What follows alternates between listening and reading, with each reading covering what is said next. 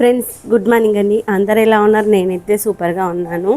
ఈ రోజులో సండే లేదు, మండే లేదు, రోజు నాన్ వెజ్ తినడం అంటే చాలామందికి ఇష్టం ఉంటుంది కదా. దట్టు బిర్యానీ అయితే అందరూ ఇష్టపడతారు. చిన్నపిల్లలు, పెద్దవాళ్ళు, ముసలి వాళ్ళని తేడా లేకుండా అందరూ ఇష్టంగా తినే ఫుడ్ ఏంటంటే నాన్ వెజ్. ఆ నాన్ వెజ్లో బిర్యానీ అంటే చాలా ఇష్టంగా తింటారు. ఆ యొక్క బిర్యానీ మనం ఇంట్లో చేసుకున్నాం అనుకోండి, ఇంకా సూపర్ కదా. ఆ యొక్క బిర్యానీ అయితే ఈరోజు మన ఇంట్లో ఈ మధ్య అయితే రెగ్యులర్గా మ్యాక్సిమం మటన్ బిర్యానీనే చేస్తున్నాను.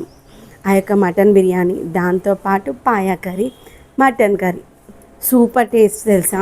మనం ఇంట్లో చేసుకున్నాం అనుకోండి బిర్యానీ, మనకు ఏ క్వాంటిటీలో కారం కావాలి, మసాలా ఎక్కువ కావాలా, తక్కువ కావాలా, పీసెస్ ఎక్కువ ఉండాలా, రైస్ ఎక్కువ ఉండాలా, గ్రేవీ తక్కువ ఉండాలా, లేదు అంటే మనకి ఆ పీస్ అనేవి డ్రైగా ఉండాలి, దాన్ని బట్టి మనకు నచ్చినట్టుగా చేసుకుంటాం కదా.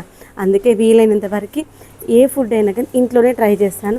ఎప్పుడైనా రేర్ కేసెస్లో బయటికి వెళ్ళాము అన్నప్పుడు మాత్రమే బయట ఫుడ్ అయితే ప్రిఫర్ చేస్తాను. ఇదిగోండి, మనకి ఇంటినే బిర్యానీకి కొంచెం గ్రేవీగా ఉంటే బాగుంటుంది అనేసి నేనైతే మటన్ కర్రీ కొంచెం గ్రేవీ లాగా చేశాను. అలా కాకుండా కర్రీలో మనం నార్మల్ అన్నంలో కలుపుకున్నాం అనుకోండి, కొంచెం తిక్కగా చేస్తాను. మీలో ఎంతమందికి బిర్యానీలోకి కర్రీ చేసుకున్నప్పుడు కొంచెం లూజ్గా చేసుకుంటే ఇష్టం చెప్పండి.